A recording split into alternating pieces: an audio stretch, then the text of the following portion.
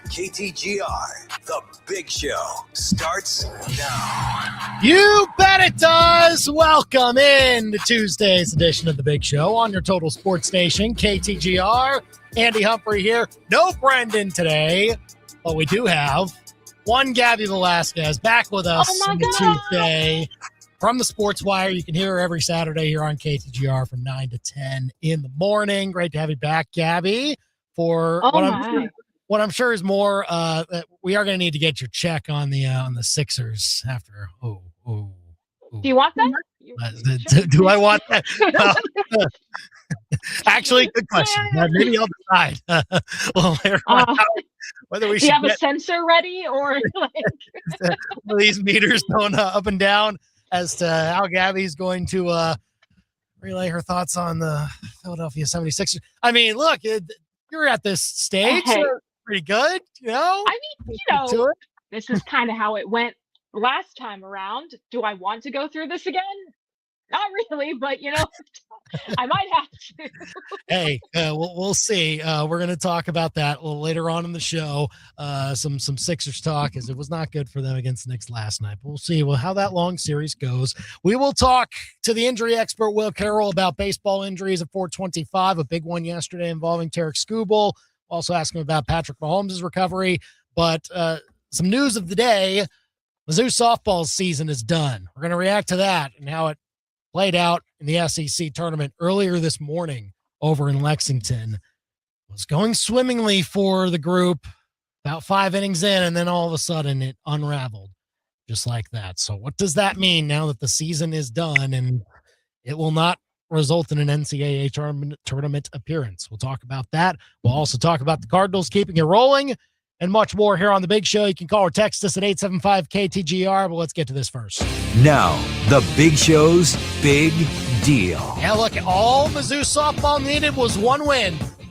One more, and they would guarantee a record of 500 or better for the season, and they had a chance to get it against Auburn in their first-round game of the SEC tournament early this morning. It was shifted up a couple hours because of impending weather. So they started at 10 a.m. Central Time, and Mizzou led 2-0 after one inning and kept that lead until the 6th, when all of a sudden, some errors, a wild pitch. Auburn tied the score with a wild pitch and then hit a 2-run homer on the very next pitch to take the lead, added on in the 7th. Mizzou's offense couldn't recover in the last couple of frames, and they lose 6-2, which means Mizzou softball finishes under 500 for the second consecutive season and also misses NCAA regionals for the second consecutive year. And that is The Big Show's big deal on this 5th day of May 2026. So, I mean, look, it was a game that was right there for him, Gabby. If softball was 5 innings, man, we'd be having a very different conversation. Sometimes it is 5 innings if you score enough, right? I guess we should have scored 10, but that didn't happen. No. That hurt. That sucked. Oh, it was rough, but I mean, geez. Look, I think there's big picture talk, which we'll get to here in a bit. But I think generally speaking here, with how this game played out, you can call it a little indicative of how Mizzou softball has played this year in some big games that maybe they feel like they were on the wrong side of and just didn't quite get what they needed. Score early, maybe give yourself a bit of a chance, a bit of a boost right away and say, hey, you know what? 2-0 against the team that we swept earlier in the year. Now you're really in control. And then Sierra Harrison's dealing. And you're like, okay, into the 6th inning now, things are looking good. And then, well, it probably a play that should have been made in left field. It turns into a triple for Auburn. And then that, in Larissa Anderson's estimation, was enough to pull Sierra Harrison, which I think is a little bit being scrutinized right now with how the rest of the game played out. Now, I'll say this, Abby Carr came in and struck out the next 2 batters. Now, between that, there was a run that scored because a back pick by the catcher went into the outfield, and so that run comes in, and then you have it be 2-1 at that point. But then still, Carr works it to base is empty and 2 outs, and you still have the lead. And so like you're out away from getting out of the inning and still having the lead going into the 6th or the bottom of the 6th inning. And then all of a sudden just a walk and then another hard contact ball to the outfield that it would have been a tough play for Sokolowski. Anyone. Yeah. But then a wild pitch just that ties the game that way. And then the very next pitch is a home run. So it seems a freshman in a big moment like that, a freshman, it happens to the best of freshmen, and Carr is one of the best freshmen out there. It just, when you can't quite finish the job, it just unraveled from that point. Yeah, and I think a lot of that is indicative of the fact that this is a very young team, compared to what I think we often see with Mizzou softball. I think we got kind of spoiled by having a lot of teams that were kind of very senior forward for many years in a row. And I think that composure, especially in big games, was reflected. And now, I mean, we're not losing a lot of seniors this year, which says it's a very young team. And this game is textbook young team. Now, obviously, there's not a lot of excuses to be made for that many errors in a row, but at the same time, sometimes that happens in professional softball and baseball, and it's hard to come back from one thing after another and to keep your composure at that level, especially when Auburn starts smelling blood in the water. It's hard to describe. I haven't seen a lot of games where things kind of went that wrong that fast. Sure. Especially from a team coached by Larissa Anderson, but it did. And, I think a lot of people are going to get very worked up about not making the tournament 2 years in a row. But at the same time, which, I mean, is a little fair because it doesn't happen around here much. Like before they missed 2 in a row, they made 17 in a row. Like they were so close to the entire women's college World Series. They were right. They were so close. Yeah, kind of play away a couple of times over the last half decade, and so they look. There is context that has to be applied to all of this, right? Because big picture, no, this is not a very good stretch that Larissa Anderson is in the middle of at this point. And now it becomes the question of, do you want this to continue? A lot of talk has been about what the contract is. Just to lay it out there, Larissa Anderson's contract runs through 2028. She's owed, I think, about $830,000, give or take, around that amount if she goes the full length of that contract. If Mizzou wants to move on, the buyout would be 75% of that, so around $600,000 right now. If they do it after July 1st, it would be around $400,000 that drops down a little bit. So, look, I would lean toward giving her one more year with this. You mentioned it, Gabby. It's a very young team. And teams that have had success, not just under Larissa Anderson, but in most cases across this sport, and especially across this league, which is ultra tough, the more experienced groups tend to have better results. And so give yourself another chance at that by having everyone in the room be a year more experienced. Same thing with we've talked with Larissa Anderson throughout the season about how they implement the new hitting system with the new hitting coach, Jake Epstein, coming in. And she says, look, and kind of ironically coming from the mindset of Chris Malvo, who was on the other side today for Auburn, coaching them, it takes a while for a hitting program to really take for a group. Like about 18 months is how she described it. And so when Epstein comes in, middle of the year last season, or middle of the year, I say calendar year, around the summertime when they brought him on, you start that program and you're still kind of in the middle of it. So for it to really take and to have the results that you're looking for, especially with a group that is starting a lot of freshmen and sophomores, maybe it does take one more season for it to happen. And in a year where, look, they missed the tournament again, and that shouldn't be what Mizzou fans, especially Mizzou softball fans, accept at this point. Now, I understand that.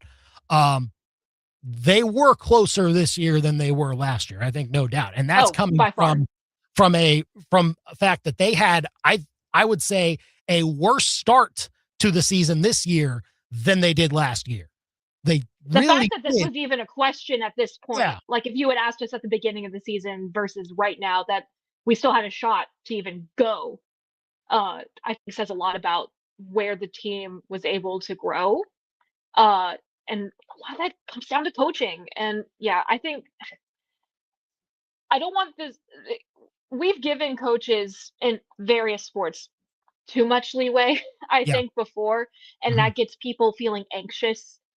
But I think this is a situation where leeway is earned, deserved, earned by the amount of success and by the nature of what success looks like in softball, which a lot of times you don't get one and dones, as like in basketball. It's not like players come in ready for the next level, ready to go to a Women's College World Series. That's typically not how it goes, unless you're Oklahoma. But I think and let's be fair, Mizzou is not Oklahoma. Like as much as you would want them to be, they're not. They beat them, but which is another like head scratcher of a year where like this is a team that did beat Arkansas, that like has beaten really, really good teams, but just got beat on this one day. But it was the one day where they absolutely could not get beat.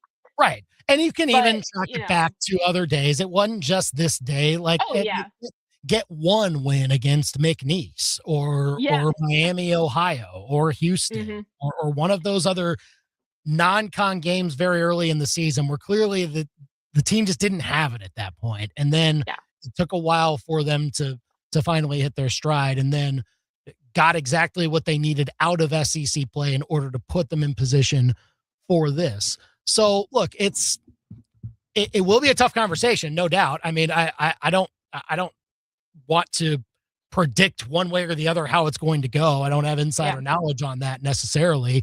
I would lean towards giving her one more make or break year.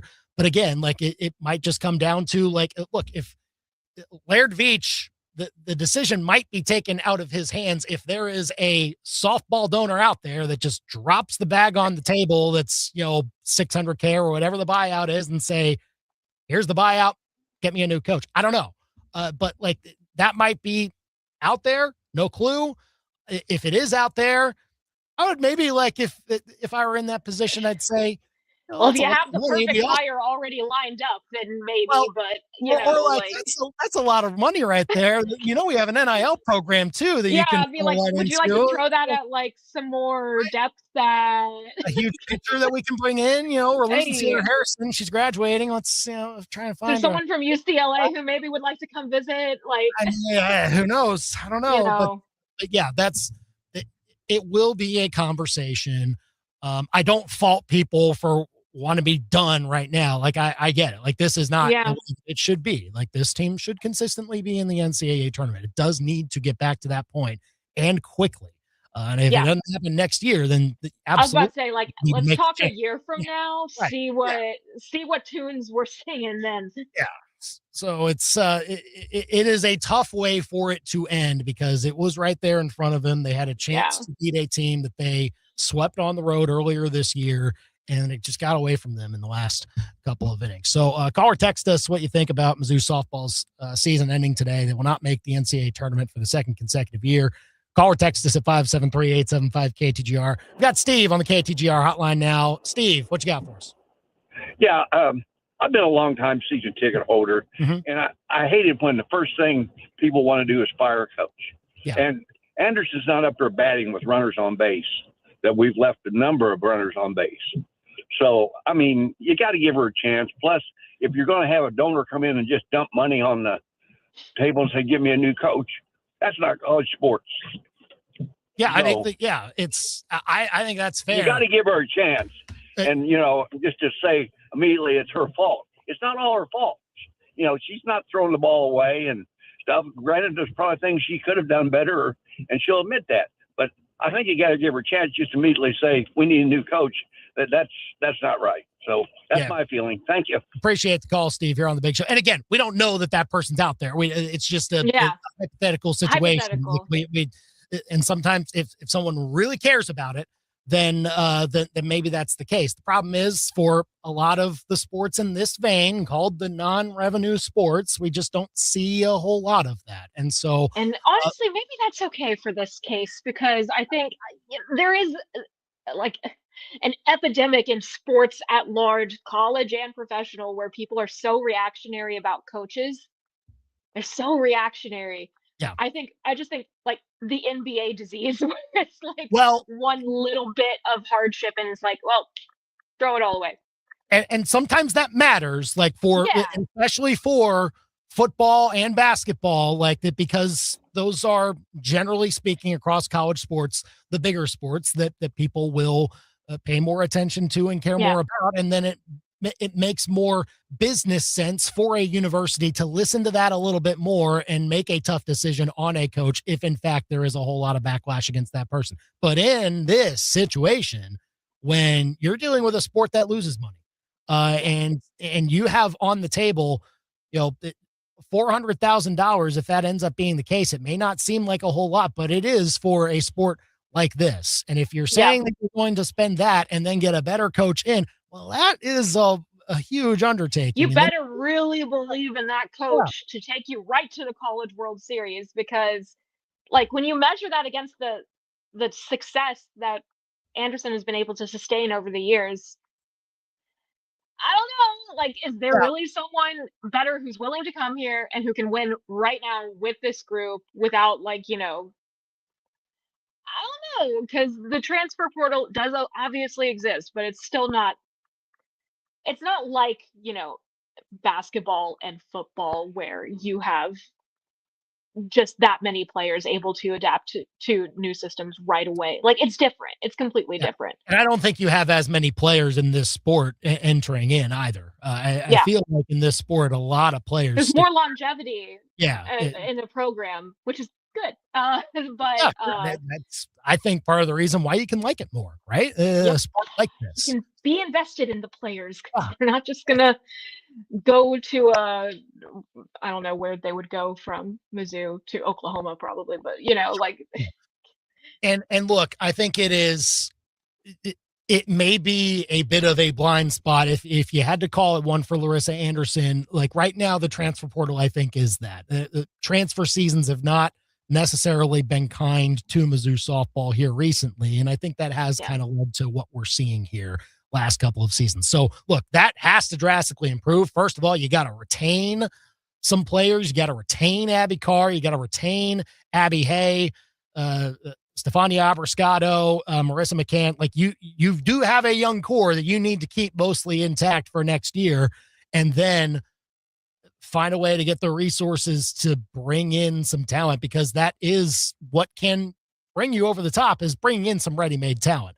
Mizzou just did not necessarily get that in this past transfer portal cycle. So that does need to change. And so we'll see if it does, but look, not necessarily like people will say, well, they did it with the women's basketball program and they poured into that and they got Kelly Harper. Well, keep in mind, Robin Pinchton did not have to be bought out. Her contract ran out, and you did not have to pay extra to make her go away and bring in Kelly Harper. So it was more of an avenue for Mizzou's admin to pour into that sport a little bit more, because they didn't have a coach buyout also on the ticket. Here, it would be a little bit different. So I think it's a tough decision. Not saying that I know one way or the other how it's going to go. I think, Gabby, we're kind of both on the same page. We would lean towards, one more year, and that 1 year is crucial. Like, let's not get it wrong, but probably one more year can get you back into I think with that resume and with the talent that is sitting there, and with how close they were, because they were close. They were so close. I think that 1 year is earned. We'll see. Call or text us here on the Big Show, 573-875-KTGR, if you want to weigh in on the Mizzou softball season coming to an end. And look, it felt kind of abrupt, and like that. I can still sympathize with people who are frustrated and want to see change, because it did end very abruptly, like just a couple of innings, and then it all is all away. So it's pretty agonizing to watch. yeah. And look, it all comes back. You just can't start the way you did at the beginning of the season. Like you'll see that in Major League Baseball this year. I think it's very similar to where, like, there will be teams. You can say it. that are just dreadful you to can say out. I'm not even. That's it. Not even from your own man, Gabby, for who you support over in Philly land. The New York Mets are another example of it. But like, Yeah, the bit will be coming. That is coming very soon. But like a start like that, I don't think even the Phillies are even in this territory. But a start to the season that is dreadful, even if you turn it around to a point where you're climbing back into the standings somewhat, it's always going to come back to bite you, because playing above your head as a baseball team or a softball team is winning, about 60 to 70% of your games for the most part. And especially in the case of Mizzou, they're in the toughest conference that you can imagine. And after they got swept by Florida on the road, look, they just consistently took one game out of every series. Just like to take one. They just don't get swept the rest of the way. And they weren't. They were not swept at all in any other SEC series the rest of the way there. So I do think you look at that improvement in conference play and say, all right, what happened that was unlocked with these young players that maybe can then be crescendoed into next year? So I think that's the important context that you have to apply to this. But we'll kind of talk about that a little bit later. We'll pick out the MLB team that has had a rough start this year that we believe can turn it around, as Gabby doing this to me. is wanting to hide from the camera all of a sudden. It's fine, Maybe being on the block for that conversation here coming up later on the Big Show. We'll see. But you can chime in on the Mizzou softball conversation. We want to hear from you. How do you feel about the end of the season and what needs to happen going forward? 573-875-KTGR here on the Big Show. We're going to talk some Cardinal baseball at 5:05. We'll see if Cardinal baseball happens today. And we'll hear from the injury expert Will Carroll about Tarik Skubal. The big news yesterday, having elbow surgery and going to miss a good chunk of the season. What does that mean for the Tigers and for Skubal's future? We'll get to that with Will Carroll next on the Big Show. Breaking down the Tigers, Cardinals, Chiefs, and more like no one else. The Big Show continues next on KTGR. Play it or plunge it with Brian Ware Plumbing. We need towel, lots of towel, every size and every kind. I was confident 30 seconds ago, but now I'm losing time. We need towel, lots of towel. I cannot stop the tide. My wife was right, I should have never DIY. Vote now on the Brian Ware Plumbing Facebook or Instagram page. Hey, construction dude, congrats on the killer contract in Cape. Sweet. So, how are you going to get that Mongo crane down to the job site? Hey. All of an idea. Just Google I-70 Towing. They're Mid-Missouri's go-to crew for heavy equipment hauling, too.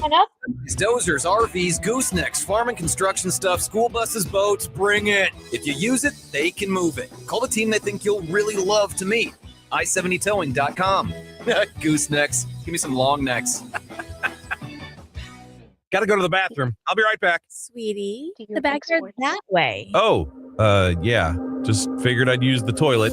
It's not normal for your man to pee indoors. He could be suffering from low D, low deck. A low deck just isn't as fun to pee off. Maybe I'll try sitting down. Or no D, no deck at all. But there's help. with Crutch's Custom Exteriors. A sky-high P platform is all he needs to be and pee like a man again. Crutch's Custom Exteriors. True beauty is on the outside. Mizzou football will be here before you know it. Join us for the 100th anniversary of Memorial Stadium with season tickets. Join the season ticket waitlist at mutigers.com/FB waitlist and get ready to lock in tickets for 2026. The home schedule is highlighted by games against Florida, Texas A&M, Texas, Kentucky, and Oklahoma. Don't wait to reserve your spot. Join the waitlist at mutigers.com/FB waitlist. MIZ. If you're craving something delicious, find your way to the Pasta Factory, where everything's made from scratch daily. Their fresh sauces, cakes, quiche, dressings, and soups are sure to tantalize your taste buds. And all pasta entrees are cooked, baked, and tossed to order. Don't leave without sampling those homemade desserts, lovingly crafted by Jason and Rob. Good. The Pasta Factory. Visit them at 3103 West Broadway Business Park, right in front of Walmart. Celebrating 50 years in business. The Pasta Factory, where fresh meets flavor.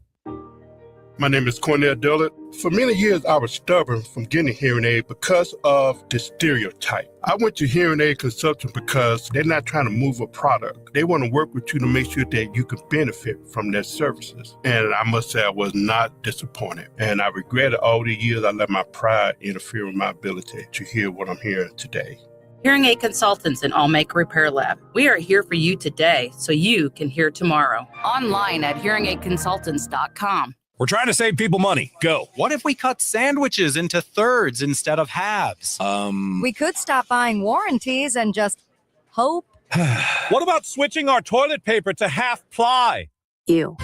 It doesn't take a terrible think tank to save money. Just shop at Family Pawn. They've got jewelry, electronics, tools, and gifts for way less. No sacrifices, no half-ply TP. Ugh. Not your traditional pawn shop.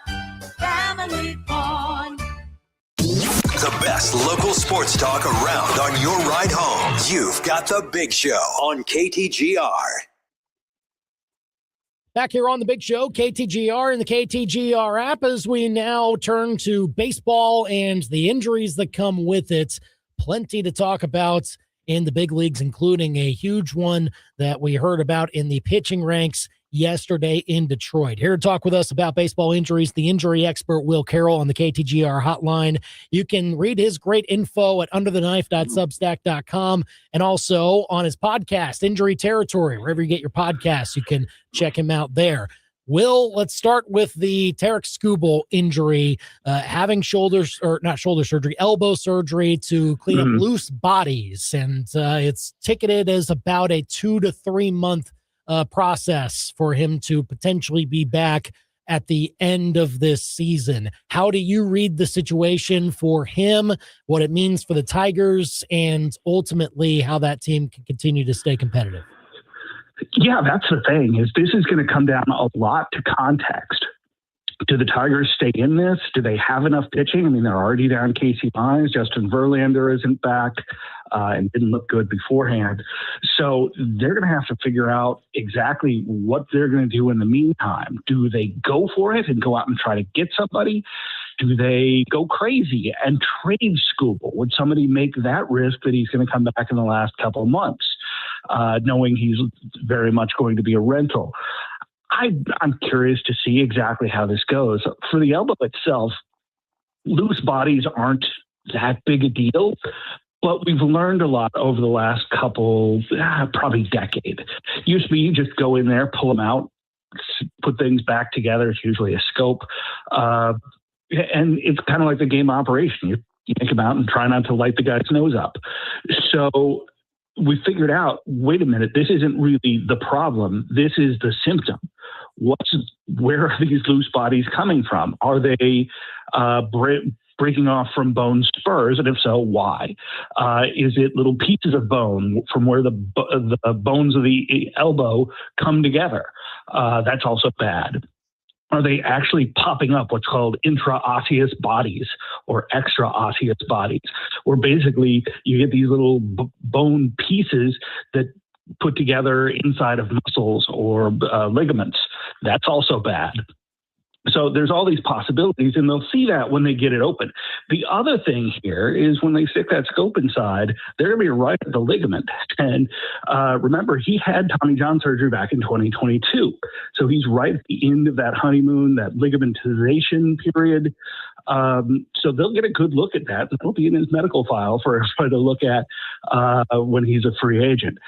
So the 2 months, maybe. I'm sure Tigers fans will now be watching the Dodgers pretty closely because this is the same situation for Edwin Diaz. Same exact thing. We don't know if it's the same exact causation. His was a little bit of bone chips bone spurs that had broken off.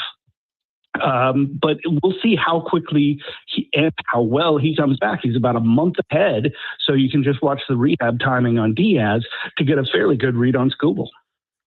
Will Carroll, the injury expert here on the Big Show, KTGR and the KTGR app. So certainly huge news to monitor for the next few months involving Tarik Skubal and the Tigers. For the Cardinals, they're hoping to get a little bit healthier towards the end of this month by hopefully bringing Lars Nootbaar back in after the minimum time possible as he tries to come back from the 60-day IL and make his season debut. Looks like Ali Marmol said over this past weekend that they're targeting maybe Sunday as a chance for him to get into game action once again. How do you view his situation now and whether it may be the minimum time on that 60-day IL for him to be out?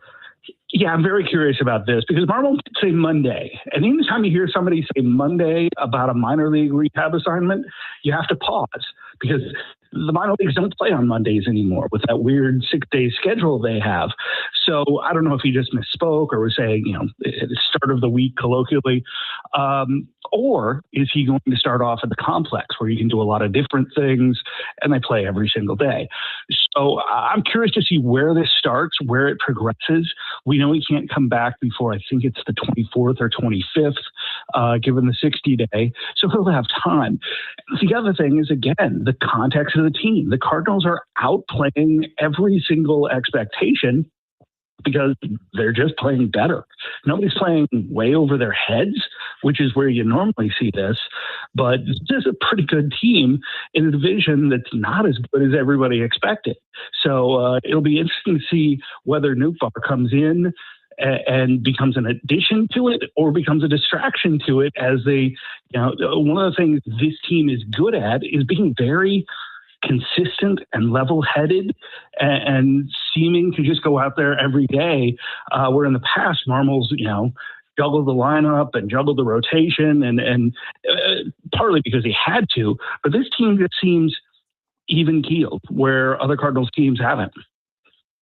Certainly seems that way, and the biggest surprise, it would seem, from the way they have started and maybe their key driving force with how they've started, especially offensively, has been Jordan Walker with the way that he has really come on strong this year. I mean, he's not near the 1,200 OPS mark that he was in the first couple of weeks, but still settling around the 900s, and we're seeing how long he can stay there. How have you kind of viewed that particular rise for a guy like him at his age? Yeah, absolutely. We're seeing a little bit more power this year. From everybody. I mean, Murakami up in Chicago is putting on an historic 3 true outcomes season, and Aaron Judge is being Aaron Judge. But Jordan Walker is suddenly the guy we thought he was going to be 3 years ago. And these are always the fascinating stories to me, and I don't have an answer here. But the question is, what changed? Sometimes you'll see this, that, in the offseason, he got with a coach that he liked. The turnover, there hasn't been that much change. So what did change? I've been talking to people. I've been talking to scouts that have watched him. I've been talking to my sources inside the organization, and nobody seems to have a really good answer aside from all of the above. Just everything is clicking. He's feeling good. He's healthy. He likes the atmosphere. It's been fairly consistent. He knows his role. And just maybe he just feels a little bit freer there. He's going to stop being the cheap guy that you can wait on. But if he's producing, the Cardinals aren't going to care that he's going to get a little bit more expensive in arbitration. Of course, we don't know what the heck the CBA is going to do. But Jordan Walker is having a very good season, and they can ride with this right at this level. I don't think this is a heater. This feels like a change. Will Carroll, the injury expert here on the Big Show, KTGR, and the KTGR app. On the Royals side, they placed Jonathan India on the IL early last week, but then middle of the week, we learned that he underwent season-ending shoulder surgery. Yeah. So not going to have Jonathan India for the rest of the season. Will the Royals, how do you kind of view his situation now with that particular team? Yeah, that's going to be the interesting part. He's should be able to come back from this, fairly significant subluxation. You worry about the labrum more than the ligaments there. The capsule is going to have a little bit of damage, but he's never been a pure arm guy. He's going to come back from this and be useful. Question is, does he have enough bat to carry a guy who's just useful? There's going to be a team that needs that kind of guy. He's always been a good clubhouse guy, but is that the Royals? I don't know. It always comes down to, who needs what. He's the kind of guy that's going to get a couple chances. But for the Royals, this was never a great fit. They've got guys who can play that role. So this is probably the end of his time there. We shall see. To other injuries across the league, former Cardinal Ryan Helsley with the Orioles placed on the injured list with right elbow inflammation. He's obviously built himself as the closer role there, but now on the shelf for a little bit. What do you think about his situation? Yeah, the Orioles are in a tough situation right now. For all those years, they brought in the Astros guys and Elias and Madal, who was formerly with the Cardinals a while back. But it's one of those situations where Helsley's more a symptom of things.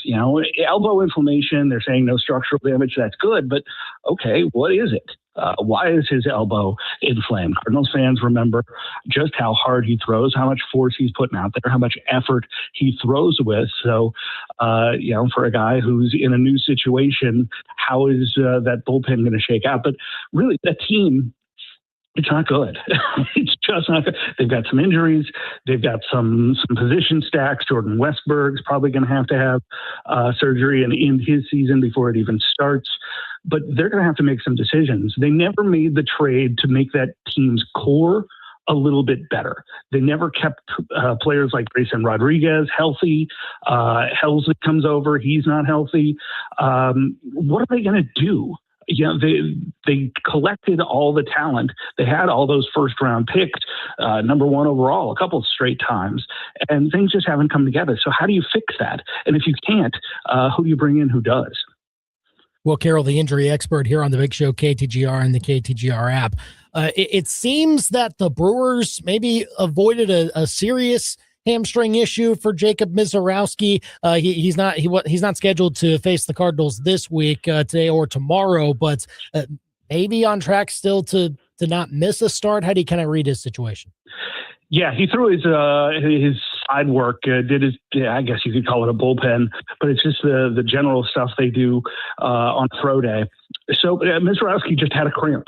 And here's the signal I think this tells us about. The Brewers have had a great medical staff. And note, the Cardinals are one of the top 2 teams in least injuries right now. That's another thing that contributes. So their medical staff needs a good pat on the back. But the Brewers have had a great medical staff for decades now.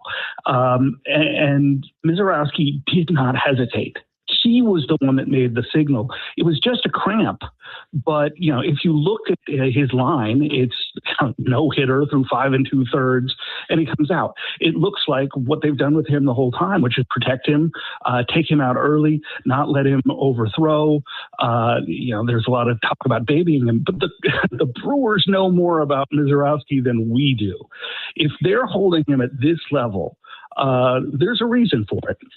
He throws really, really hard. He throws really, really good. And if you can't do something good with 5 2/3 of no-hit ball, and you're going to complain that you didn't see history or something, you're in the wrong line.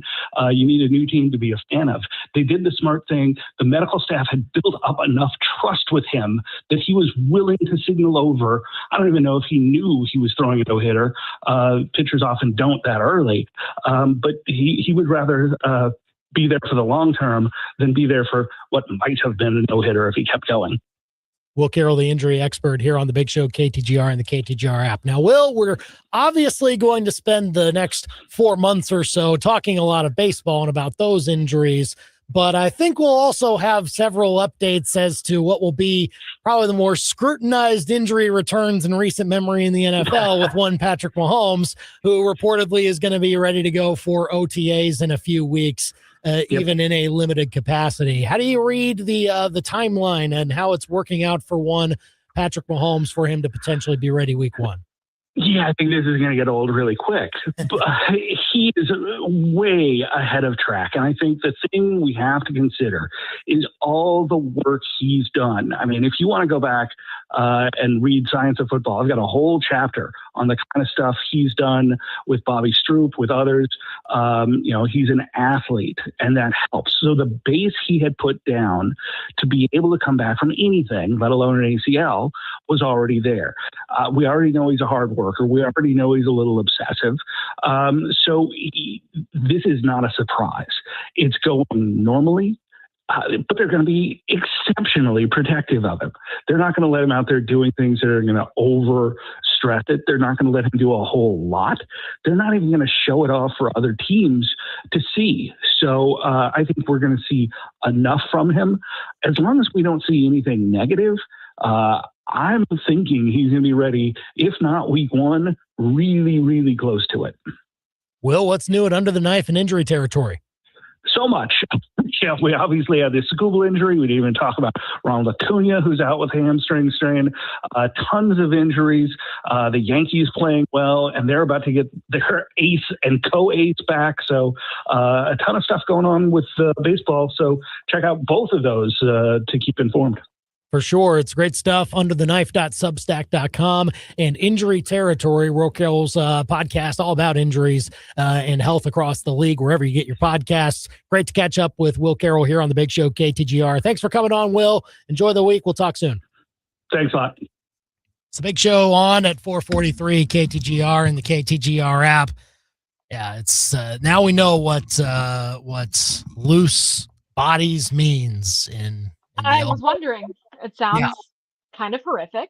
I don't envy that. I did have to, while listening to him speak, make some changes to my fantasy baseball roster. I did not know that India, who was sitting on my IL, would be that hurt. So this is why you listen to the Big Show, because it'll tell you that you need to really quickly make some changes to your rosters if you partake in the fantasy baseball. That's what Will Carroll's here for. Yeah. But yeah, it's always good to have him here on the Big Show to talk some injuries with us. And again, if you missed that conversation, will be up soon on our podcast. Poor Detroit. On the KTGR app. Yeah, poor Detroit, man. In the meantime, for basketball, they're doing fine. Yeah, I think they're more focused on that at the moment. We'll see how they do there. In the meantime, onto the bus coming up next. Well, there aren't many good ways to make the news as a college football team in the month of May. But unfortunately, today, a Mizzou football player made the news. That's next. Now, your local Sports Center update on your total sports station, KTGR. Good afternoon. I'm Andy Humphrey. This Sports Center update is with Lee's Tire Company. If it's round and rubber, Lee's sells it. Go to leestirecompany.com. Just in, schedule update for tonight. No Cardinals baseball this evening. Rained out at Busch Stadium. Cardinals will not play the Brewers tonight, and they also will not play a doubleheader tomorrow. It is still just one game tomorrow for the Cardinals and Brewers. They will have a doubleheader for their series later on in the summer. They'll have a split doubleheader on Tuesday, July 7th, so that'll create a 5-game series at Busch Stadium later on this year between the Cardinals and the Brewers. So again, no Cardinals baseball tonight here on KTGR. Cardinals won yesterday over the Brewers by a score of 6-3, so they'll look to take that 2-game set now tomorrow with the final game in the afternoon. Royals won yesterday 6-2 over the Guardians. Home runs from Bobby Witt Jr. and Jack Caglione. They take on the Guardians again tonight at 6:40. And Mizzou softball's season is done. They fall to Auburn in the SEC tournament today and fall a game under 500, which means they will not be eligible for the NCAA tournament this year. Mizzou softball misses for the second consecutive season. Your ABC 17 Storm Track forecast with API Project Fitness. Go to APIProjectFitness.com. On Simmons Field, swinging a ground ball, hit past third and the left. That's a base hit. And across the SEC, fastball, swing and a miss. He struck him out. The Tigers are ready to roar. There it goes, long drive, deep right field. That is gone. This is your radio home for Mizzou baseball. The Tigers win this one in a walk-off here in the bottom of the ninth inning. Mid-Missouri's total sports station, KTGR. Play it again, sports. Little League Soccer. Low lights. The box, she shoots and scores for the other team. Shot on net, and the goalie is nowhere to be found. Oh, there he is. He's back from the porta potty with Dad. Owen into the open, dribbles, stops, and waves at his mom. Hi, honey. Kids' sports aren't always pretty, but with the right gear, they can at least look like pros. Play It Again Sports in Columbia. Think of them first, so you don't finish last. Play It Again Sports, ColumbiaMo.com. It started with something small, bubbling paint, buckling wood. A few days later, you frowned at the sight of a few faint lines in the wood. There was the window frame incident, too. You knocked on it, and when you did, you got a weak, empty thud. Then you saw the first one, a termite, tiny, pale, and very much at home. The more you searched, the worse it got. That's when you called Steve's Pest Control. Steve and his team didn't just treat the problem, they hunted it down. And because they were local, they knew all about Missouri termites, their habits, their hiding spots, their weaknesses. Now, the only thing in your home with an appetite that big is your 2 teenagers. Steve's will make sure that your floors are solid, your walls are safe, and that those nasty, wood-craving little lunatics never attack your home again. Hi, I'm Steve with Steve's Pest Control. We're going to solve your pest problem. I guarantee it. Now you got a friend in the pest control business. Steve's Pest Control. Rainy, what should we get Mom for Mother's Day? She doesn't need more candles. She definitely doesn't need another air fryer. Mom should go fill out her wish list at Betts Jewelers. Betts Jewelers is having a special wish list event May 5th through 9th. Come in and add 3 items to your wish list to get a $50 store credit. No minimum purchase, no catch, just free money, baby. Moms love jewelry for Mother's Day, so go to Betts Jewelers and make it easy on Dad. Beautiful moments begin at Betts. Begin at Betts. From elegant weddings to corporate lunches with flavor and flair, Courtyard by Marriott Columbia brings the party and the pros. It's the home of Main Event Catering, and with every event, you'll get an award-winning chef, full banquet staff, and drop-and-go options for any size crowd. And the event center holds up 300 guests with 8 flexible rooms. If you need help, there's a Marriott certified wedding coordinator on staff too. Book now by calling 573-443-8000. Indeed presents hires you can't afford to get wrong, like customer service associate at a dry cleaning shop. Yeah, hi. I'm here to pick up my suit. Ah, yes. Here you go. There must be a mistake. This is too small. It shrunk a whole lot. Look on the bright side. Now you have a suit you can give to a child. This is the job for sponsored jobs. This is what happens when you don't sponsor your job on Indeed. Next time, get matched with quality candidates with Indeed sponsored jobs. Visit Indeed.com/hire now and sponsor your job today. Spring is in the air, and Aleve long-lasting pain relief is here to keep you moving. The days are longer and the flowers are blooming. Whether it's gardening, yard work, or just spending more time outdoors, spring is a way of getting us moving despite any body pain. That's where Aleve can keep you going. With just 1 dose, Aleve gives you long-lasting body pain relief for up to 12 hours. From sunup to sundown, Aleve's got your back. Try Aleve. Use as directed for minor aches and pains. Back to more of the biggest sports stories in mid-Missouri. You've got The Big Show on the KTGR app.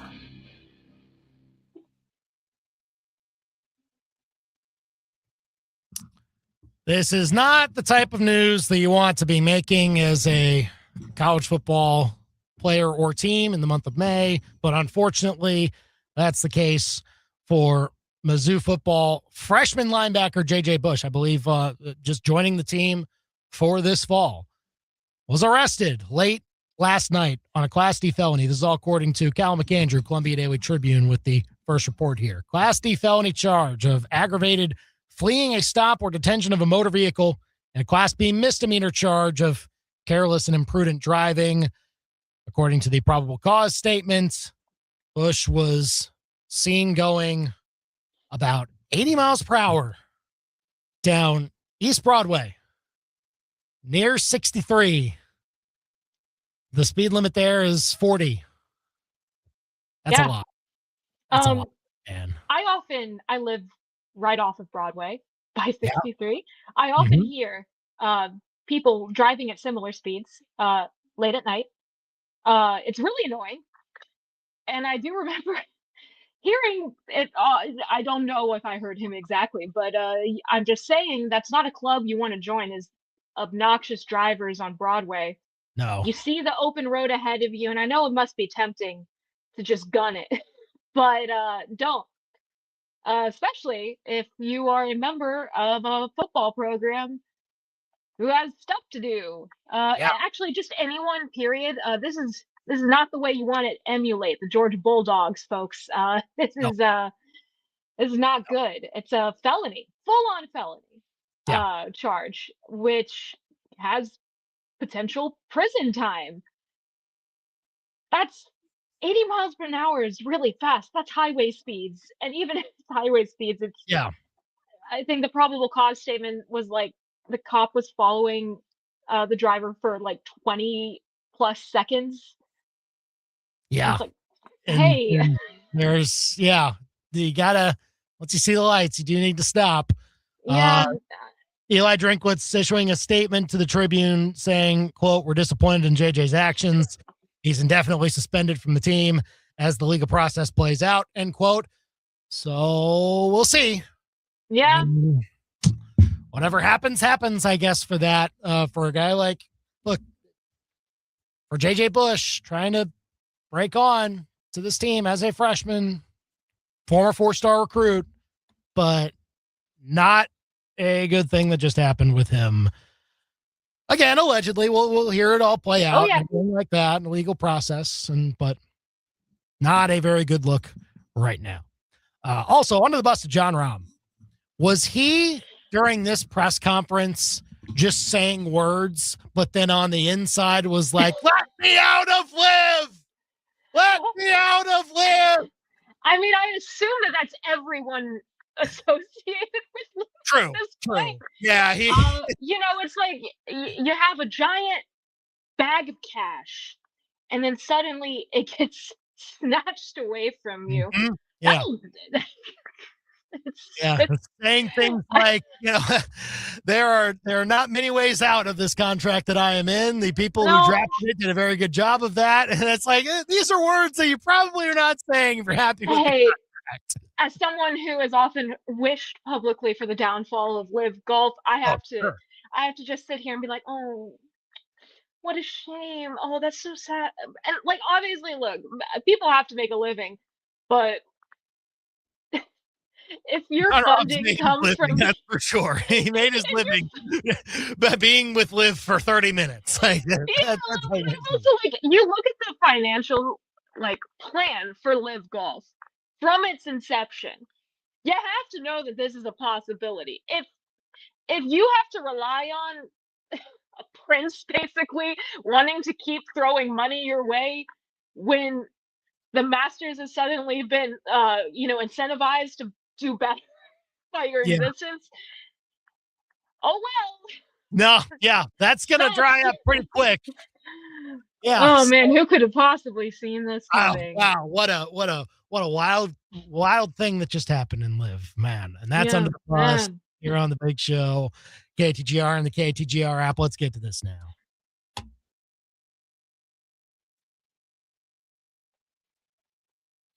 I like stories like this. People who maybe don't get signed as an undrafted free agent to the NFL right after the draft. They have to kind of earn their way into one.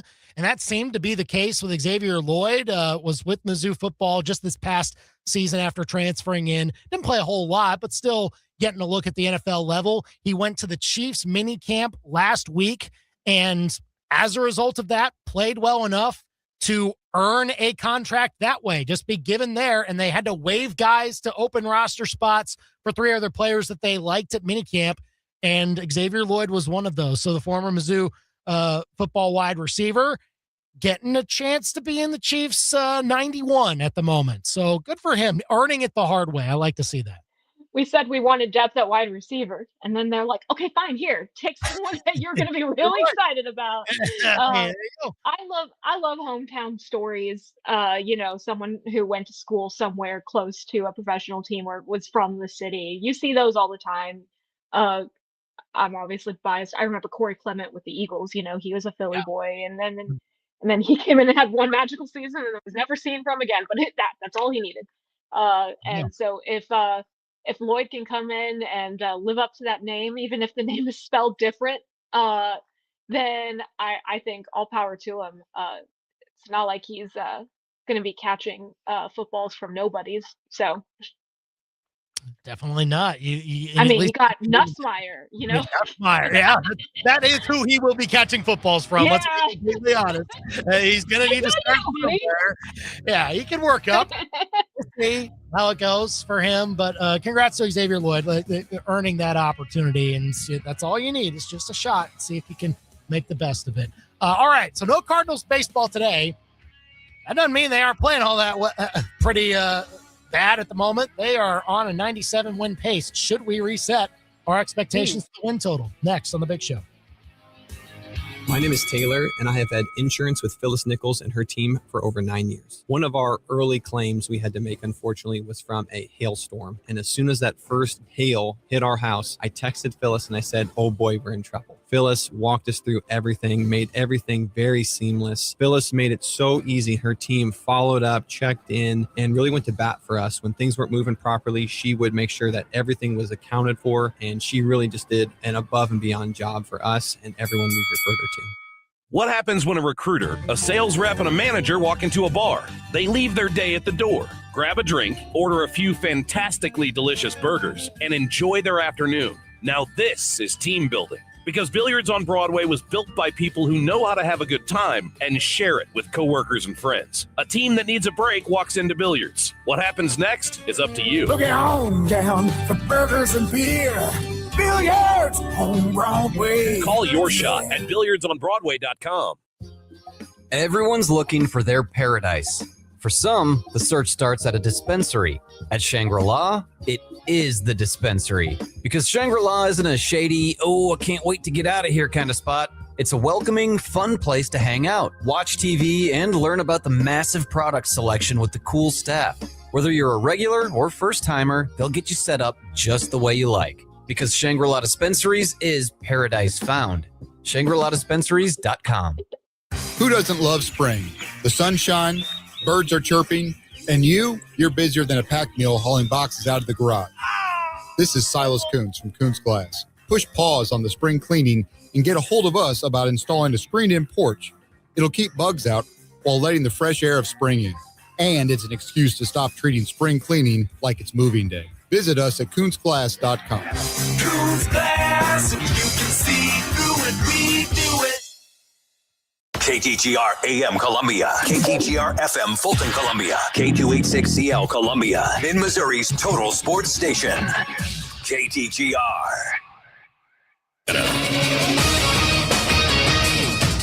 I'm Christine Lisi. Former Patriots receiver Stephon Diggs found not guilty of all charges of assaulting his former private chef in a pay dispute during a December encounter at his home.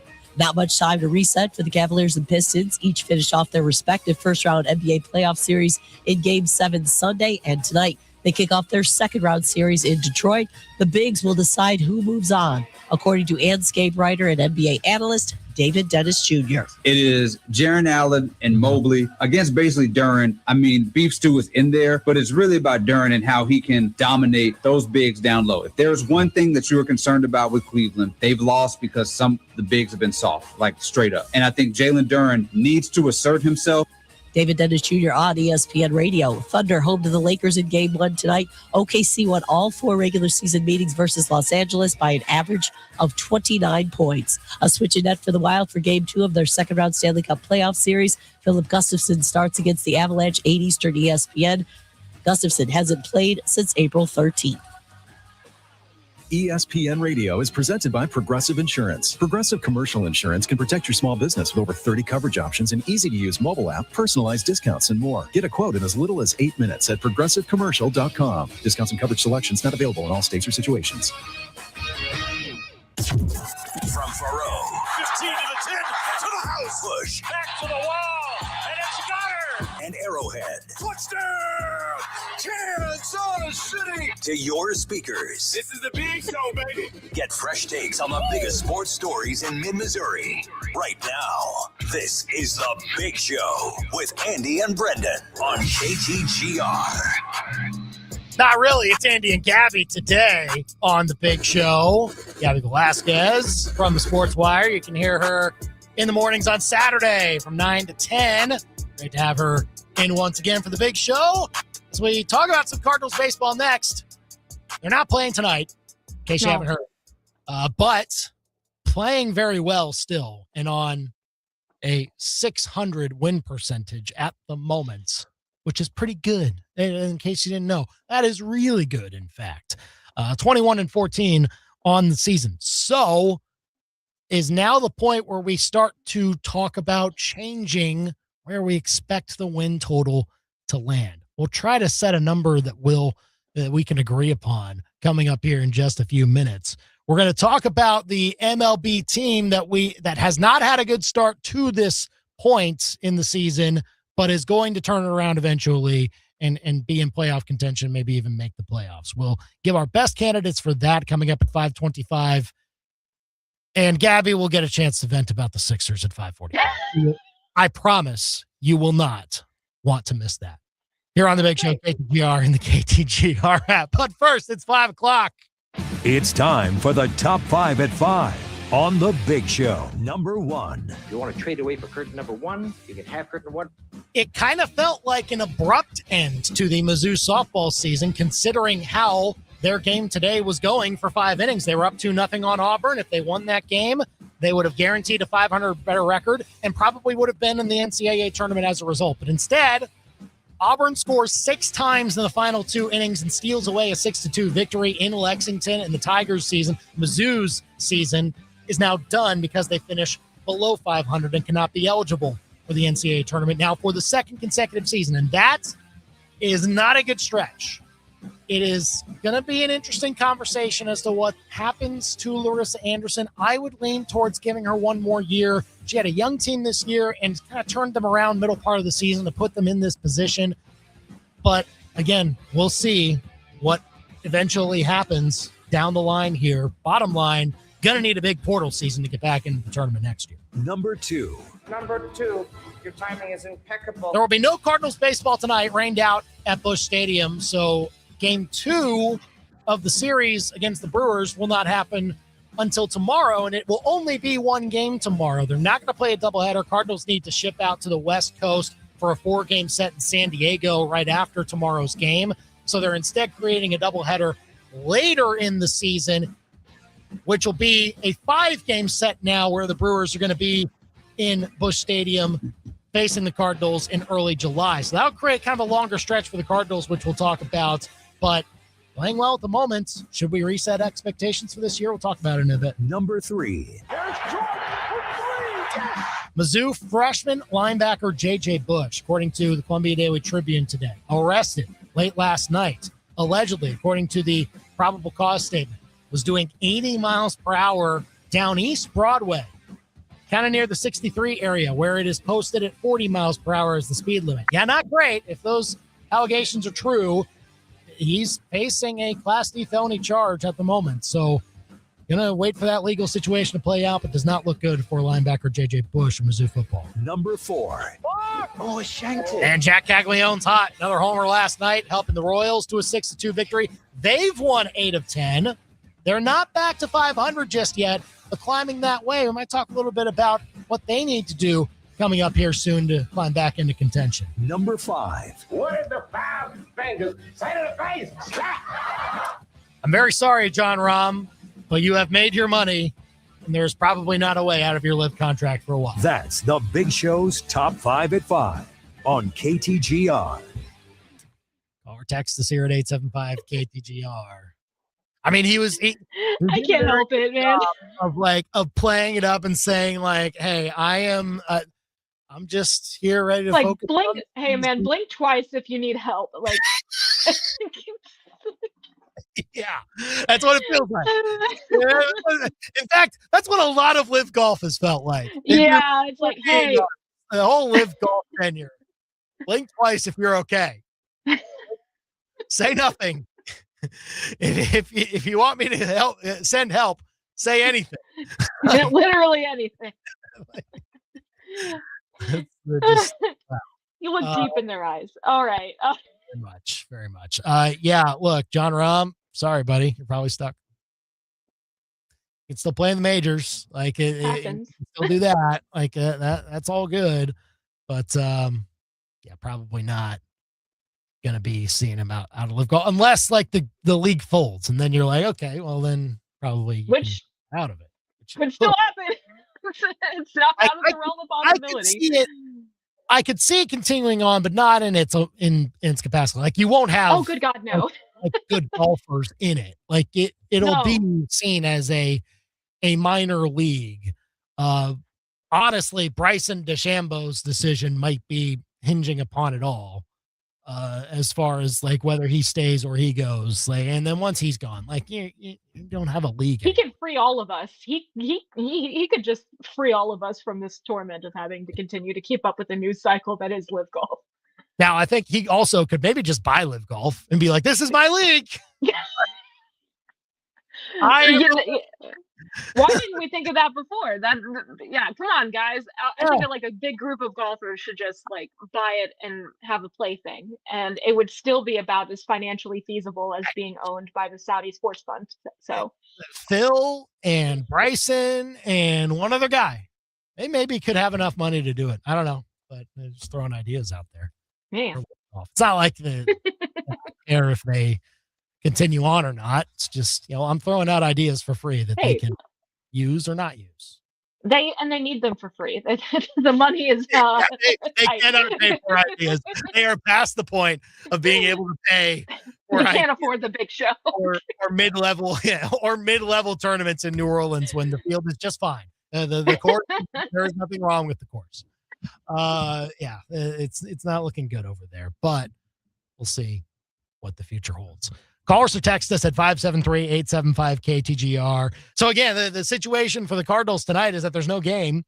Yeah. And there is only one game tomorrow. Usually you see a doubleheader placed the very next day if you've got time left in the series to make it happen, but they're not doing that tomorrow, probably because the Cardinals need to go all the way to the West Coast to San Diego to get ready for a 4-game set that begins Thursday. So you don't want to put extra strain on those bodies to be able to make that happen. And since you play the Brewers again later in the season, you can throw tonight's game onto one of those games later on in the year. The problem is now that creates a stretch where the Cardinals will be playing 14 games in 13 days heading into the All-Star break in early July. And they'll have 5 games against the Brewers in that 4-day stretch. I think right before they play the Cubs. Did they play the Cubs that weekend? No. They play them at the end of May. They play the Braves that weekend. Oh, even better. Yeah. One team that's better than the Cubs right now. Right.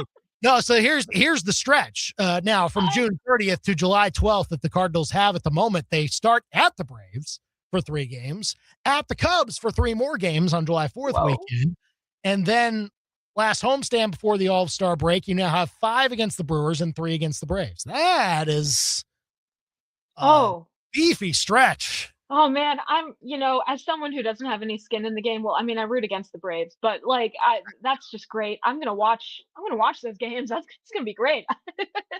That's appointment viewing right there, folks. Exactly. Yeah. And we love that the Cardinals are appointment viewing again. That is what is absolutely true at the moment, is that whether they win or lose, they're fun watch. They're fun listen.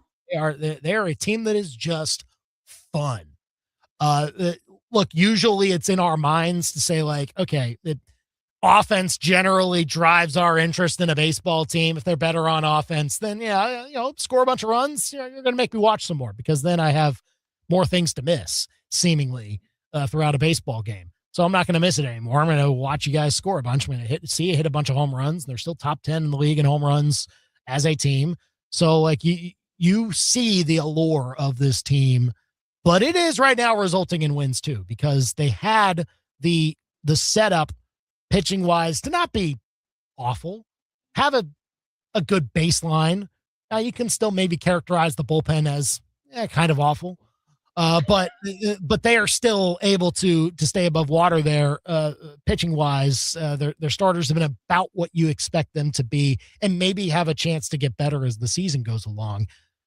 But then the offense has all of a sudden come on as almost a strength to this point, with how players that you hoped would reach a number have reached it to this point through the first month. And look, there's still time for it to all come deteriorating down. But so far, you've got a good collection of hitting and a lineup that gives you some options. And then Jordan Walker has kind of taken that to the nth degree of like, I am at the very high water mark of what I could have been expected to do, maybe even higher than that. And that is what is reframing what we think of this Cardinals team. So look, 21-14 is a 600 win percentage, Gabby. That equates to 97 wins across a 162 game season. That's pretty good. Yeah. And it might be needed. Well, I mean, yeah, that's true. Yeah, with That's this NL the Central, problem. maybe so. I will not predict the Cardinals to finish with 97 wins this year. I think that is quite lofty. I don't think that's a bit unfair. That's a bit unfair especially considering like the fact that they do have to play all of these nightmares in the NL Central multiple more times. Oh yeah, they have not had very many. We're currently watching it happen. The Central is eating itself alive. I love it. It's wildly entertaining to watch. Minus the Cubs, who just keep winning and winning and winning. But that's kind of what the Cardinals may have to do to keep in contention, because the NL period, not even just the NL Central, is so much harder right now than the AL, where like the White Sox are a playoff team, despite I don't think they're at 500.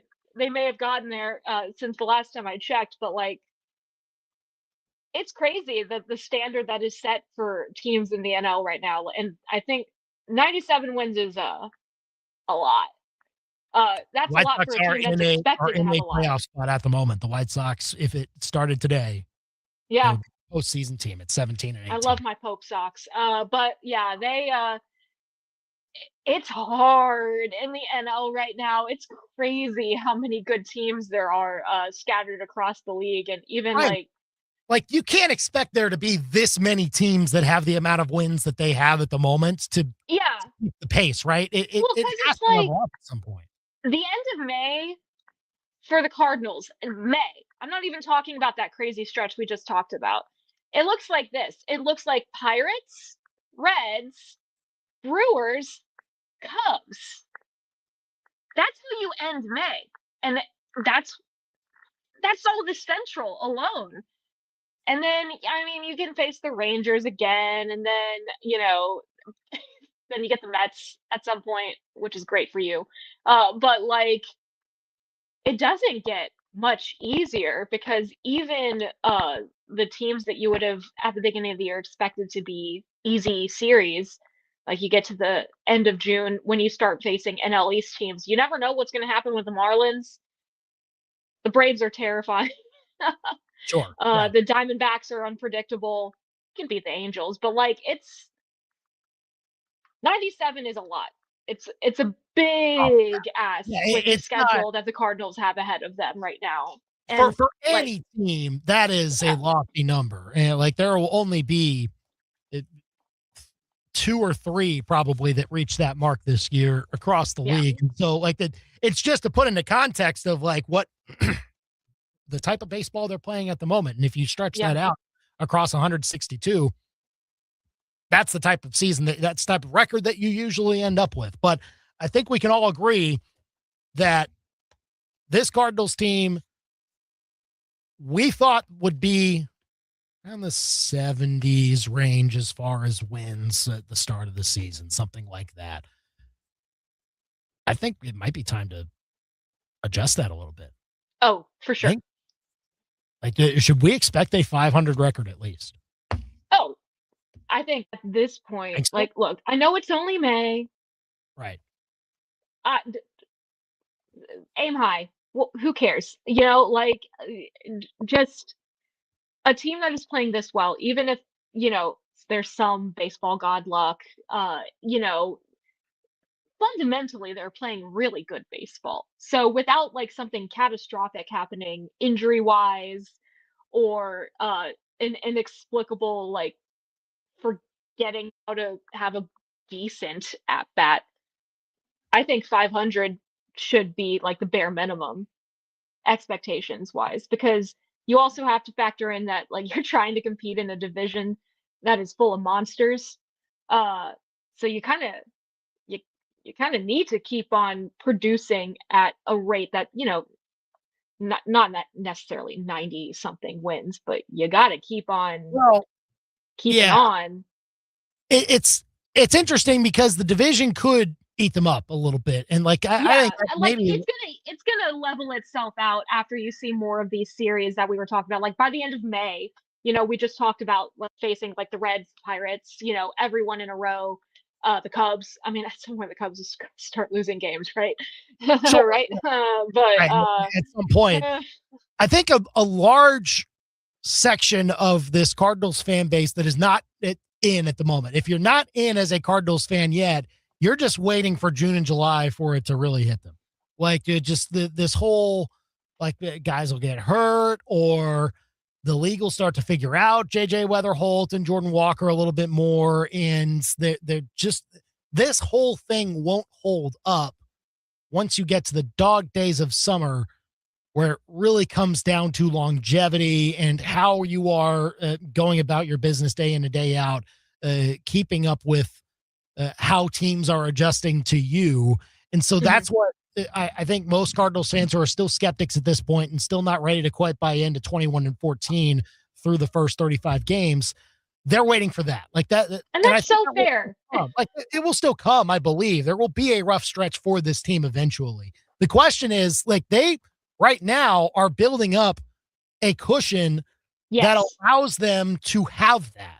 And so it may not mean that they're a playoff team, but you can still squint and see a Cardinals team that if they're doing what you're saying, Gabby, of just like, who cares?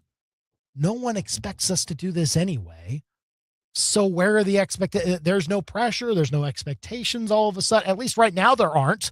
Now, if you keep doing this into June and July, then we really will start to see, okay, where is everybody in the race? Where are you in the race?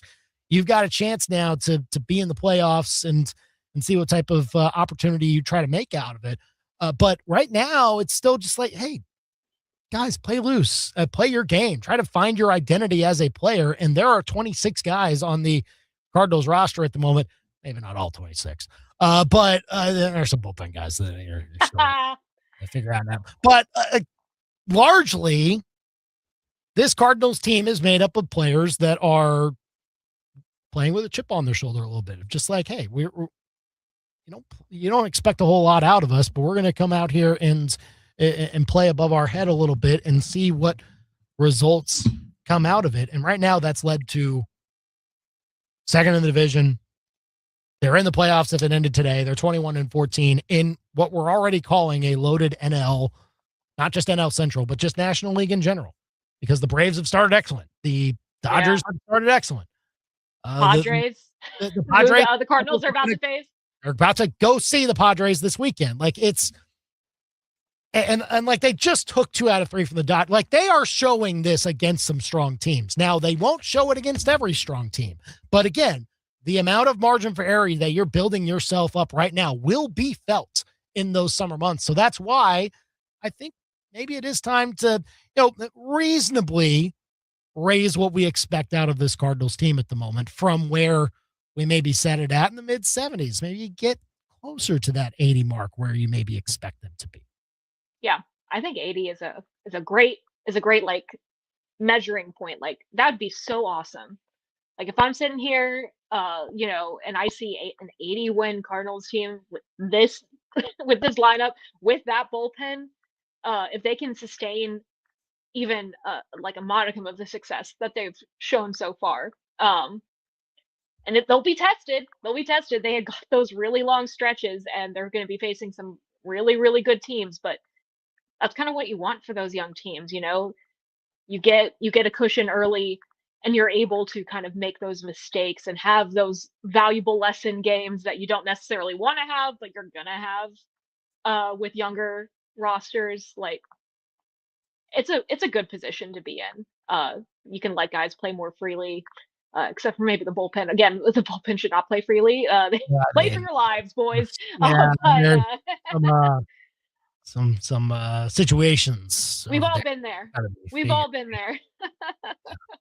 Yeah, just churn a few guys out from Memphis. Just see if you can piece it together some way, somehow. That's just how it's going to go. And look, maybe that's part of the downfall. Maybe it's just you don't have the bodies to sustain a run like this pitching wise, because then you will be asking more of your starters eventually over time. Hopefully by that point, Kyle Leahy has lengthened out to be able to get through 6 innings. He's pitched into the 6th last couple of starts. So you're seeing a little bit of progress there, but he's not quite there yet. Dustin May has obviously been pitching a lot better. Andre Palante has been, I think, above expectations at this point. Michael McGreevy doing an excellent job. Liberatore, maybe you're wanting to see an extra step based on the upside that you thought he had coming into this season. But there's some pieces there that you like, that you think can maybe improve. It's just the question of, again, they will hit, Gabby, those stretches that you're talking about with all of these teams in the NL that are just as good as they are. Like there are 6 teams right now in the National League that have 20 plus wins, which would give them a winning percentage of 588 at least, which is great. Like that is insane mark for an MLB team to be at the end of the season. So again, there are plenty other teams that the Cardinals will have not necessarily faced as much on their schedule yet that will come up in that way. So yeah, it's an interesting stretch that they're in. It kind of informs a little more of what they're about. But I would say, based on what they have already done, yeah, push to 80 wins. I think if you set it at 79.5, what would you say? Ooh. You know what? Just predict it, not just what you think should happen, just what's going to happen.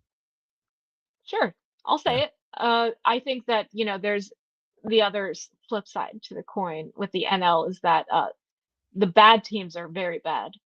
So if you can play your game, what's to say you can't sweep a Mets? Or you could sweep the Phillies. Probably it's fine. I can say it. You sure? Don't tell Drake I said it, but yeah. Look, and that's maybe also part of this is that like the Cardinals have faced some AL teams that have been floundering to this point. Like Houston is still not where they need to be. They faced the Angels earlier in the year.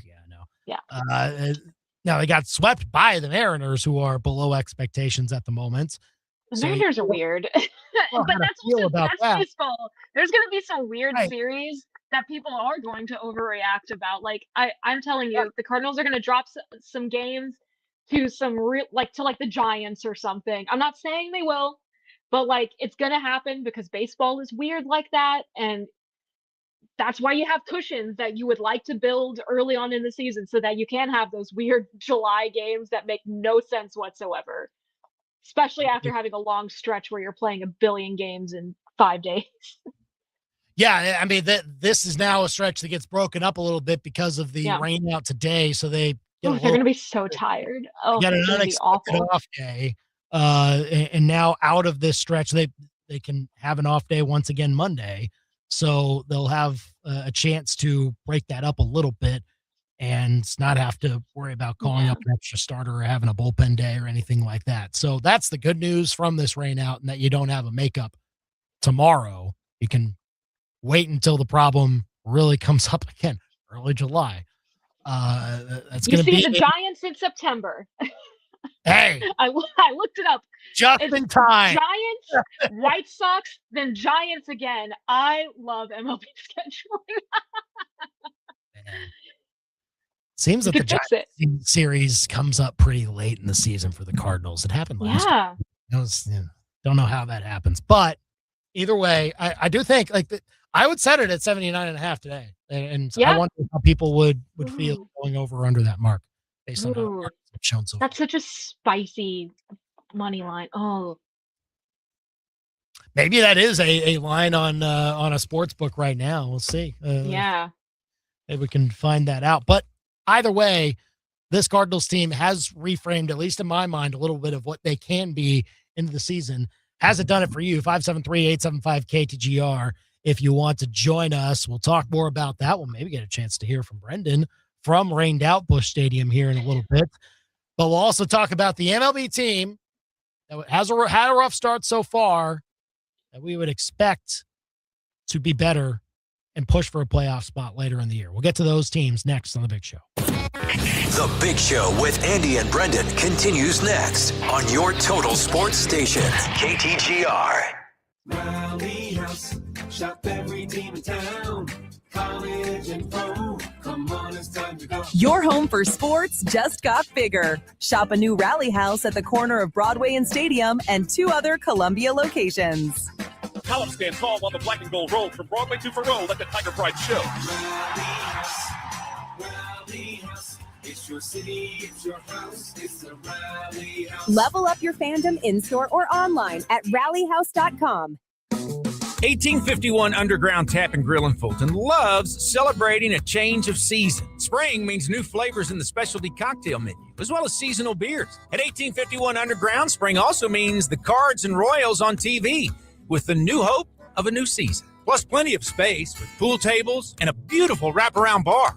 Find them on Facebook for daily specials, too. It's not a secret, but it is underground. 1851 Underground Tap and Grill in the historic Brick District, downtown Fulton. When storms hit, the damage can be devastating. But really, you can prevent some of the damage a storm causes before it even happens with Advanced Tree Solutions. Advanced Tree Solutions protects you by removing hazardous trees and limbs so they don't destroy your home. Don't let a tornado or high winds decide what falls. Call the professionals with the gear, the crew, and the experience to keep your property safe. Advanced Tree Solutions, your tree's best friend. AdvancedTreeSolutionsLLC.com. Peanuts, popcorn, hand-cooked tires, hip. You wouldn't buy tires at a baseball game, but thanks to Lee's Tire Company, the money you save on tires could send you home with a couple extra souvenirs. Right now at Lee's, get $100 when you buy a set of any 4 Dynapro, Ion, or Select Ventus tires from Hankook. Or check out Dynapro AT2 Extreme and Ventus S1AS, both recommended by Consumer Report. Take a swing before this offer strikes out. Lee's Tire Company is round for you. Ooh, see Lee's.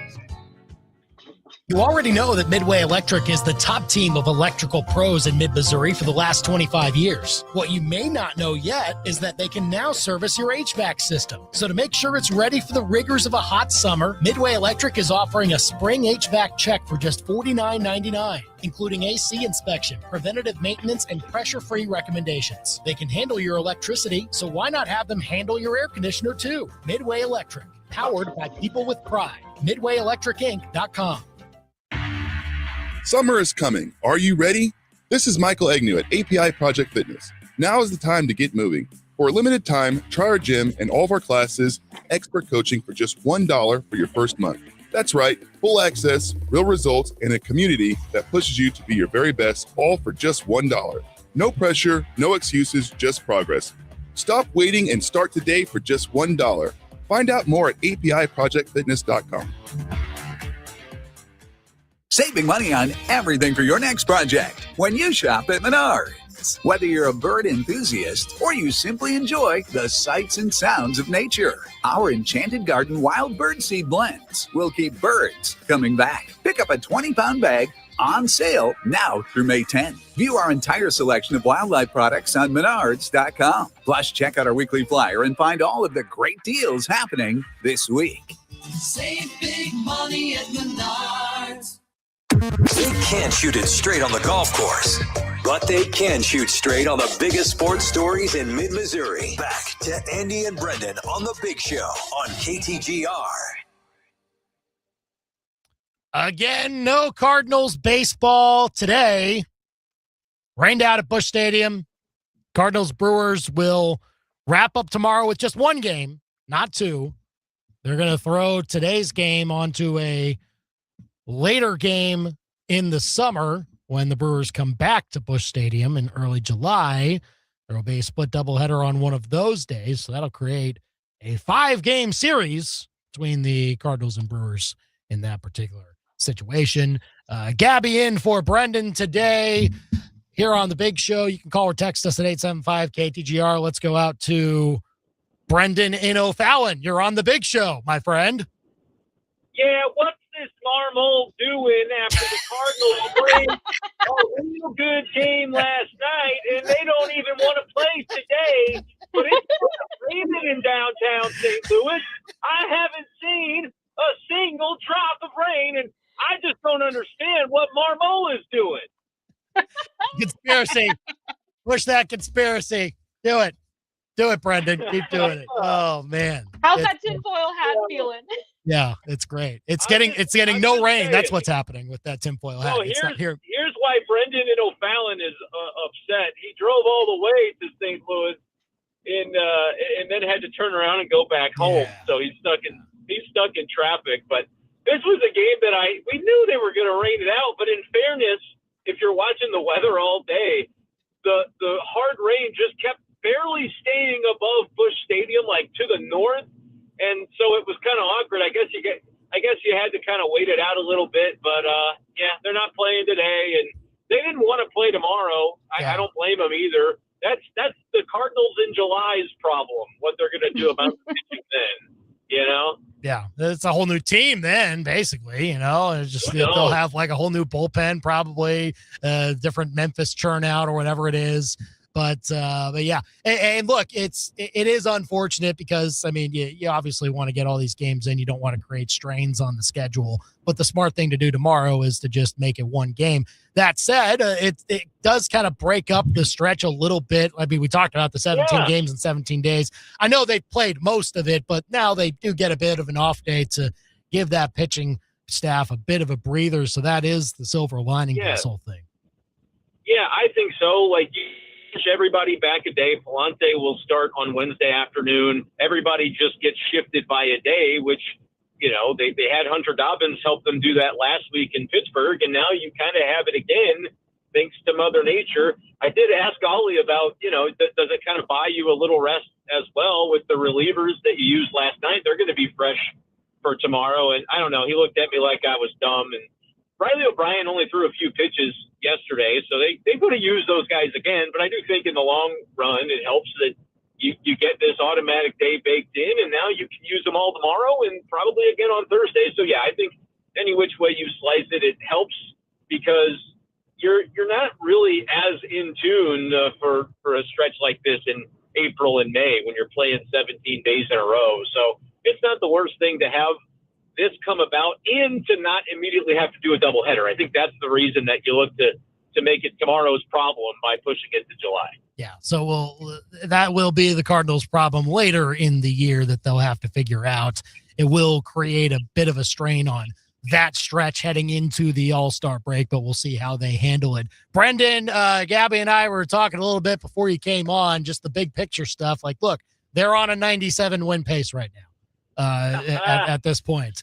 They probably will not finish with 97 wins, but we were thinking, is this now a time to reframe what we thought the win-loss expectations should have been at the start of the season? If they were mid-70s before the season began, should they be higher now? I threw out 79.5, Brendan. I don't know how you feel about that. I'd take the over because I was 79 before the season started. I thought they would outperform what the public kind of, the betting markets, whatever you want to say, had them at. I wasn't convinced they'd be a team better than 500, but I think now that's at least where you would have to move the needle. If I was saying 79 before they played a game, that's not too far of a cry from winning 82. So let's see them at least have a winning season. The problem with that is, though, moving the goalposts like that, what happens if they're, what they are now? Let's say they play 500 baseball between now and mid to late July, but they're only 7 games above 500. That's within a game or 2 or 3 of a playoff spot, but then they sell. Like, that's going to change their overall win total because they've got some pieces to sell, not a ton, but they have a few, and those are pieces that are helping them win games right now. Guys like JoJo Romero, I think you could even look at Riley O'Brien if you wanted to sell a guy that has a little more control remaining. Certainly Dustin May. Oh, no! He's gone! He was right. O'Fallon claimed him back. Yeah, he was in the O'Fallon hole there, it seemed, on I-70 or wherever it is he is at this point. Did we get him back? Is Brendan back now? Right at Dustin May. Did the construction get you? Right at Dustin May, your phone company decided, no, I'm out. Dustin May, I heard it drop, and I'm like, what did I do? I was watching Dustin May absolutely torch Pedro Pajes in ping pong this afternoon. I mean, it was Pedro Pajes looks like he's pretty good. Like, I'm seeing the way he's spinning the ball. Dustin May was, that was impressive. So there's your Cardinal clubhouse update on the ping pong match. Yeah, they've got some pieces to sell. I think if you were committed to selling for sure, even if you're in the playoff race, it would be a hard ask to then expect them to keep the same winning pace in August and September. But I think what would be interesting, and today's not the day to decide the answer, but as we go throughout the summer, what's the mark that they have to get to convince Chaim Bloom not to sell pieces at the deadline? Because that threshold, guys, might be higher than what it would have been in other seasons. It'll even be higher perhaps than what it was in last year. I don't know. It's an interesting quandary where it's like, if they're 7 games above 500, they're a pretty good team. What would that be at the end of the year? Like 84, 85 wins if they kept just staying that kind of 500 the rest of the way between now and then.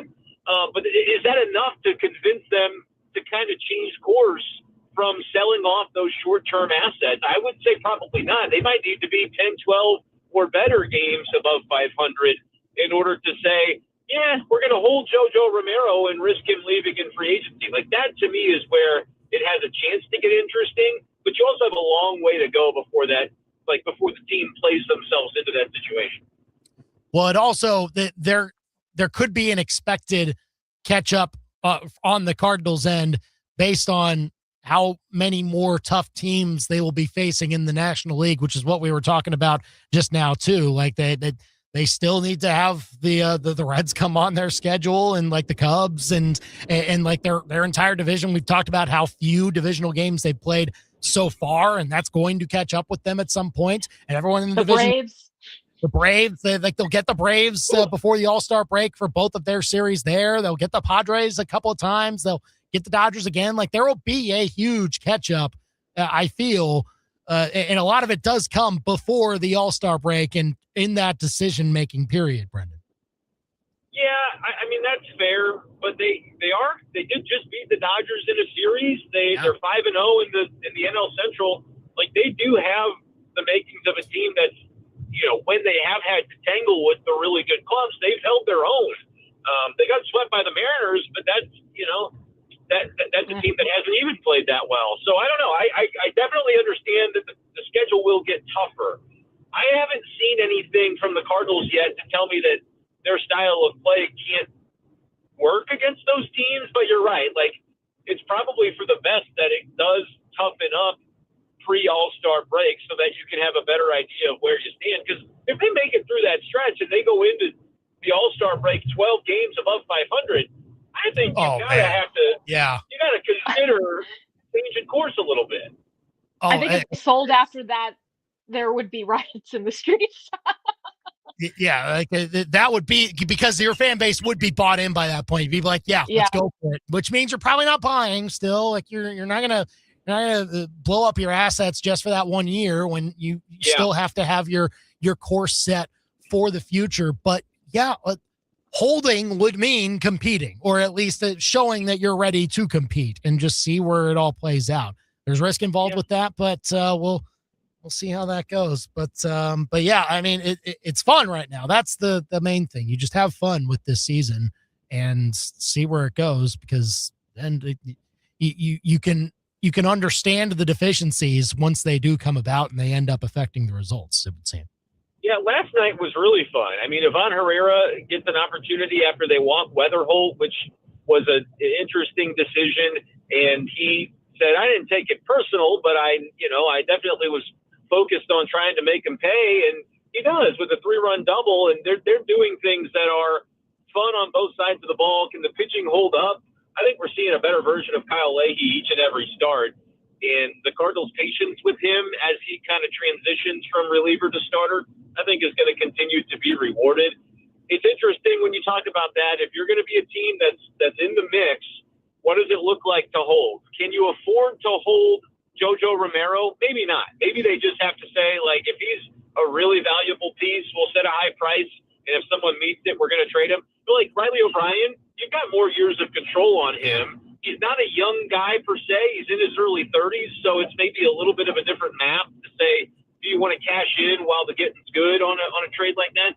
Maybe Dustin May is similar, because you say, you know what? In July, suddenly Quinn Matthews or a Bryson Motts is tearing up AAA, and they say, look, we're ready to bring that guy into the rotation anyway. We could trade a Dustin May. Like, that's going to be a really interesting line if the Cardinals continue to play like they're playing. But I think you're right on, Andy. If you're thinking about that now, you're missing the plot. Just focus on what's fun in the here and now, and seeing how long they can keep it up. All right, well, we won't experience the fun tonight. No Cardinals baseball, rained out. The series will conclude for now against the Brewers tomorrow with the day game, just a 2-gamer. They won't play a doubleheader tomorrow. They'll have it later in the season. Hey, yeah. But hey, you got Mizzou baseball, Arizona State, right? I mean, that's something. Oh, well, I got news for you. That also tonight, not happening. It is still actively gross over here. It is actively raining in Columbia, Missouri as we speak. All of the rain that missed Bush has decided to just linger over Columbia. Yeah, there's too much of it these last 24 hours or so. But no Mizzou baseball tonight either. They made that decision a few days ago.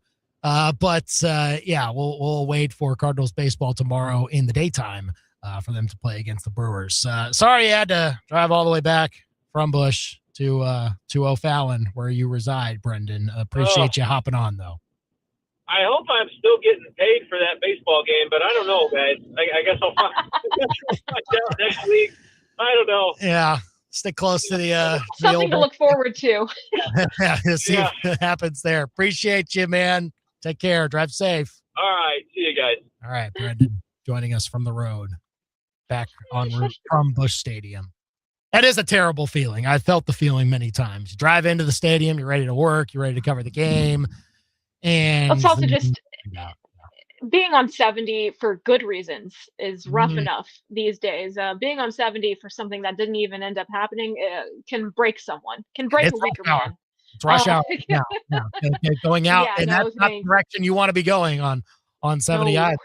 Going westbound from the city center to O'Fallon.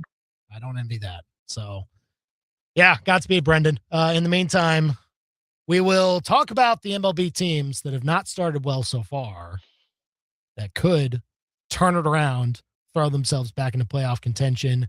And yes, before we go, we will get Gabby's vibe check on the Sixers. That is coming up.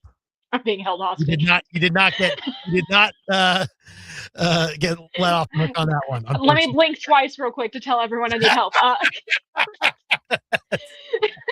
in a live golf situation. Now, folks. your local sports center update on your total sports station, KTGR. Man, big show here on KTGR and the KTGR app. This local sports center update is with Lee's Tire Company. If it's round and rubber, Lee's sells at leastire company.com. MizzouSports.com. No Cardinal baseball tonight. Rained out at Busch Stadium. Cardinals and Brewers will conclude their series tomorrow with just one game at 12:15. You'll hear coverage beginning at 11:20 tomorrow morning. They will have a doubleheader later in the season when the Brewers come back to Busch Stadium. That'll be in early July, Tuesday, July 7th to be exact. That'll create a 5-game series later on in the year between the Cardinals and Brewers, but no Cardinal baseball tonight. Also no Mizzou baseball tonight as they were postponed. That announced a few days ago. They will not play Arizona State this evening. They will instead wait to take on their next SEC opponent, Vanderbilt, starting on Friday at Taylor Stadium. Mizzou softball earlier today bowed out of the SEC tournament. Auburn came from behind for a 6-2 victory in Lexington. Mizzou, with that loss, finishes a game under 500 for the season and will miss the NCAA tournament for the second consecutive year. Your ABC 17 Storm Track forecast is with API Project Fitness. Get ready for summer for just $1. Let API Project Fitness get you beach ready with classes, training, and more for $1 for the first month. APIProjectFitness.com. Tracking scattered rain tonight with temperatures falling to the mid-40s. Rain clearing out early tomorrow, but cool temperatures stuck in the mid-50s. We'll be bouncing back into the 60s on Thursday. Still dry, but rain chances return on Friday with warmer temperatures in the 70s to end the week.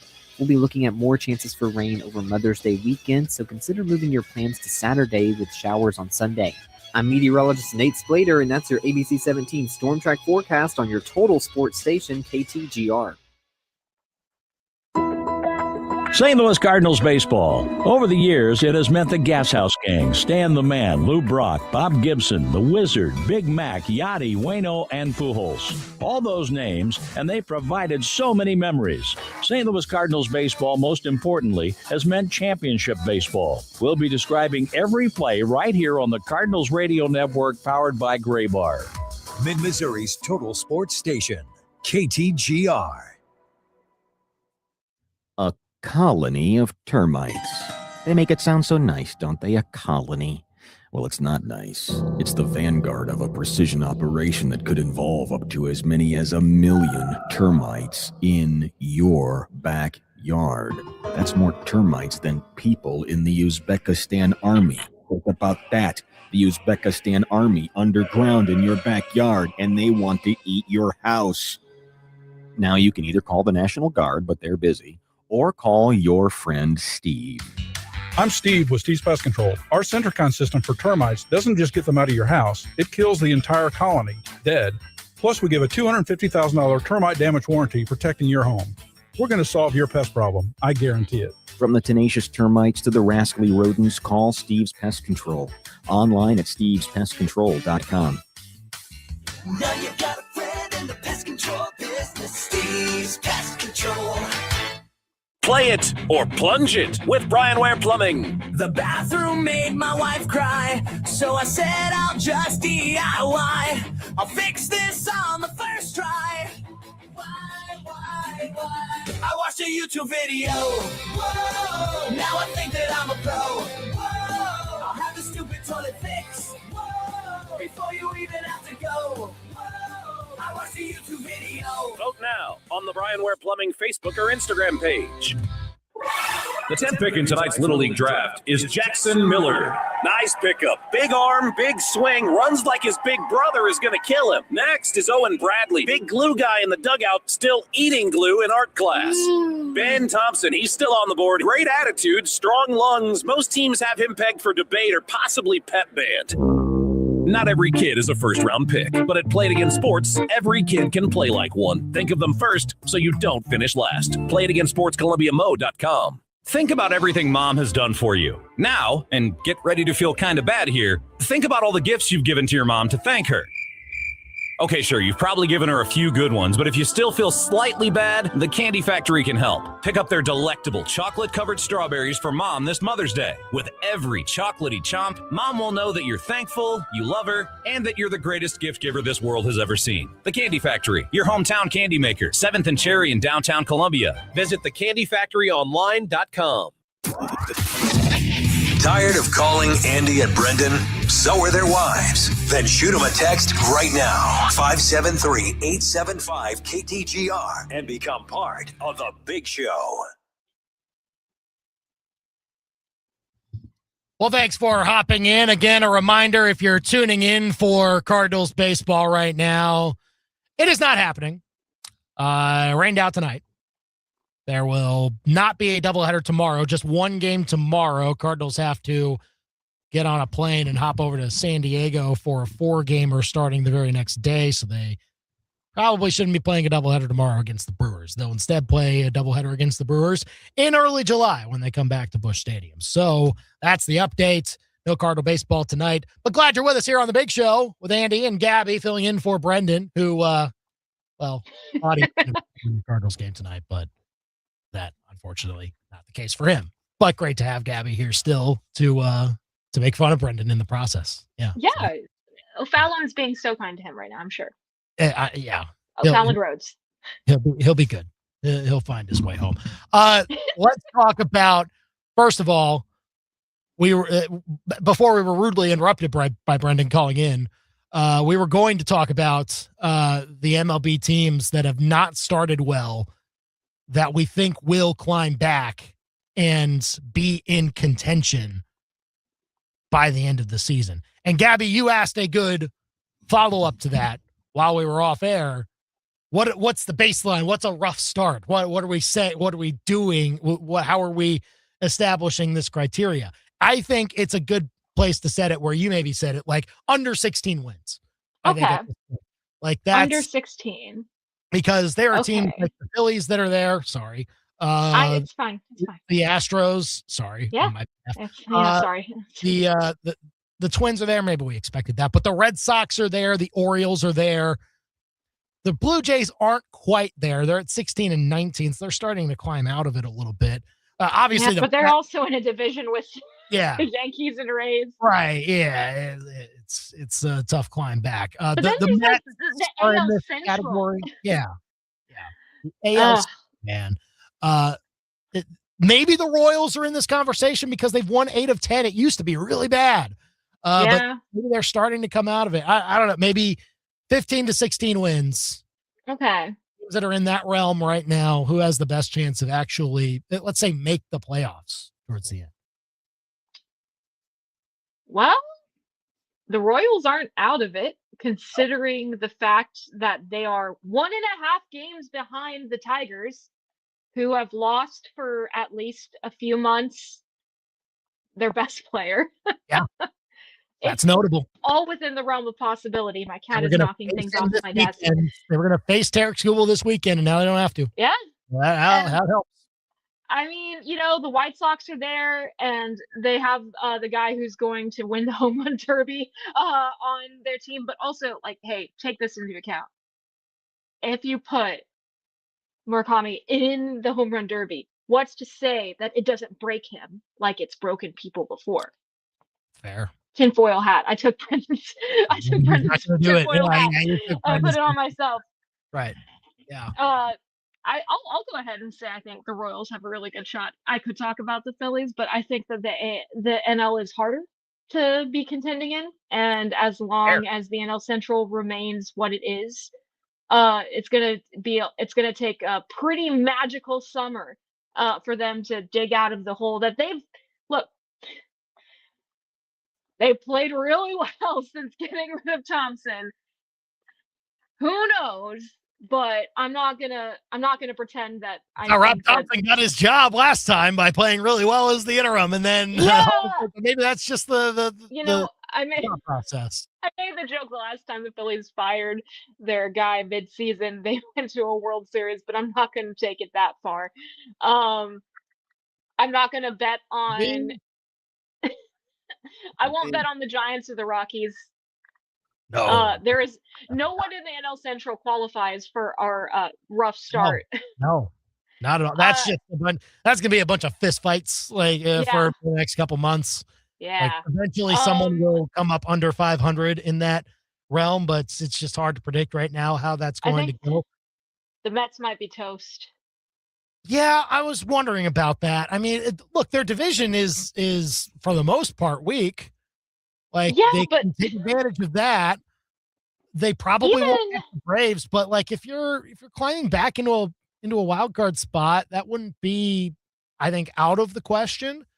I just don't see it when I watch them play. Like it doesn't feel like they're fighting for much at this point. Like it's like even more talented versions of this Mets team have had collapses in the fall and in the summer that to where like I'm just kind of like, until you show me that you can do something interesting, I won't believe it. Maybe I'm just a hater. That's completely possible. So Baltimore, I don't think the Orioles will. I think they're about like they will play about 500 baseball the rest of the way, but that won't be enough I don't think they can play above their heads to climb out of this. If you ask. So you're going Royals. I'm actually going to take your Phillies as my pick for this. Gonna be thanks. Surprised by that. No, that's nice. that roster shouldn't be that bad. If Zach Wheeler is good, then that changes the complexion of this entire season. Health and everything, longevity for him does matter a lot. Okay, quickly on the Sixers. Game 2. How do you feel tomorrow night? My face just I don't feel very good. No. I think that they'll win a game, but I think that the Knicks are better at just about every level than what the Sixers are at right now, and they shut down Embiid.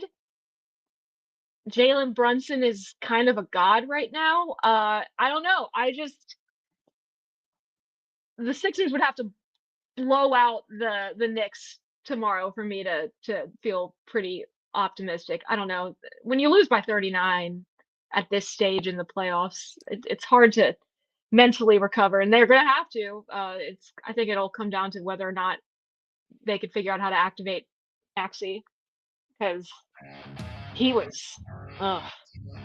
There were some rough moments to start that series. The Knicks have done that to the best of their us. opponents for many games in a row now. So that's a hard warpath to stay out of. But hey, you know what? It's just gotta steal a game in New York, see what happens. Yeah, I'm dealing with this in hockey and basketball. There you go. Whatever. Gabby, thanks again for coming on. Love having you on the show. We're back tomorrow at 4. I'm Andy. We're done for now. Hi, my name is Josh Dubert. I'm an exterior project specialist with True